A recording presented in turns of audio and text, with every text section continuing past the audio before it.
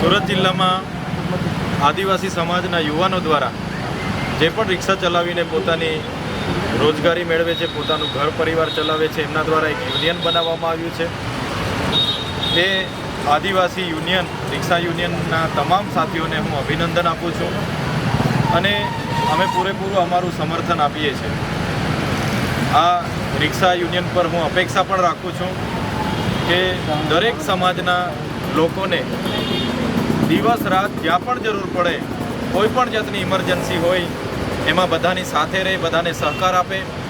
ક્યાંક પણ કોઈ નિરાધાર હોય, તકતા હોય, કોઈ પણ ગરીબ હોય, એને તકલીફ પડે ત્યાં પણ બધા ઊભા રહે અને તમામ સુરતમાં જ્યાં પણ કોઈ નાની મોટી ઘટનાઓ ઘટે એના ન્યાય માટે પણ બધા ઊભા રહે એવી એમને પર અપેક્ષા રાખું છું.